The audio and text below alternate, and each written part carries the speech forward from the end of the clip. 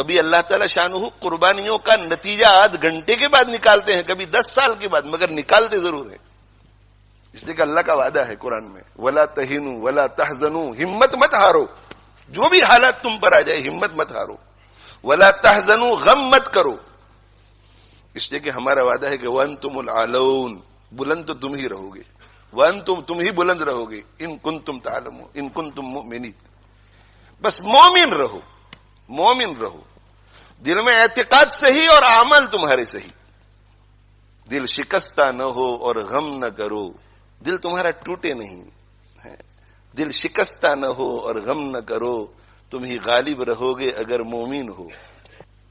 الاسلام یعلو، آپ صلی اللہ علیہ وسلم کا وعدہ ہے کہ اسلام بلند رہے گا۔ هو الذی ارسل رسولہ بالہدی ودین الحق لیظہرہ علی الدین کلہ، وعدہ ہے قرآن کا۔ اس لیے ایسے حالات میں شکوک شبہات میں مبتلا نہیں ہونا چاہیے، اللہ کی حکمت پہ یقین رکھنا چاہیے، اللہ کی حکمت پہ، اللہ کی حکمت بھروسہ رکھنا چاہیے، اور جہاں کہیں جو کوئی پریشان حال ہے، جس درجے کی پریشانی میں ہو، جس درجے کی پریشانی میں ہو، ان کا تعاون کرنے کے لیے جس طرح انہیں خود بھی اللہ کی مرضیات پہ چلنا ضروری ہے، پوری امت کے لیے اللہ کی مرضیات پہ چلنا ضروری ہے۔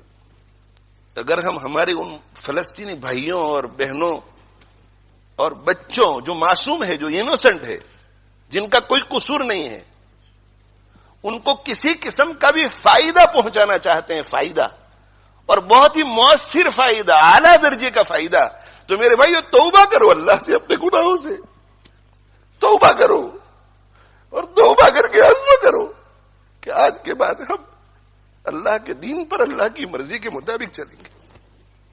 اس سے بڑھ کر دوسرا کوئی مؤثر فائدہ نہیں۔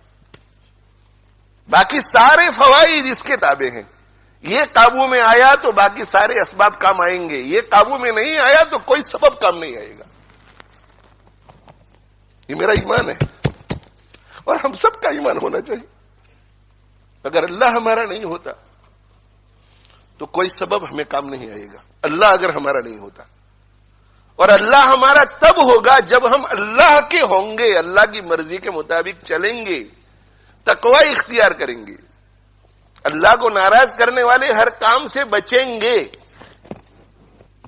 سیاسی تقریریں لوگ بہت کرتے ہیں، سیاسی تبصرے لوگ بہت کرتے ہیں، اور موقع بموقع کرنا بھی چاہیے۔ جو اس فیلڈ کے لوگ ہیں، ہماری فیلڈ یہ نہیں ہے، ہماری یہ فیلڈ ہے، ہماری قرآن کی فیلڈ ہے اور سنت رسول کی فیلڈ ہے صلی اللہ علیہ وسلم۔ آپ ایسا مت سمجھے کہ یہاں لیسٹر میں رہ کر کے اگر ہم تقوی اختیار کریں گے تو ان کو کیا فائدہ ہوگا، وہ آپ چھوڑ دیجئے۔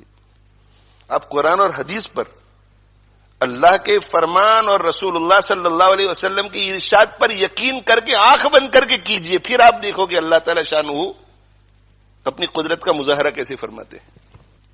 اللہ نہیں بدلا ہے، اللہ کا قانون بھی نہیں بدلا ہے، اللہ جیسے پہلے تھا آج بھی ویسا ہی ہے۔ اللہ کی حالت میں، اللہ کی شان میں کوئی فرق نہیں آتا، اللہ کے قانون میں، اللہ کے وعدوں میں کوئی فرق نہیں آتا۔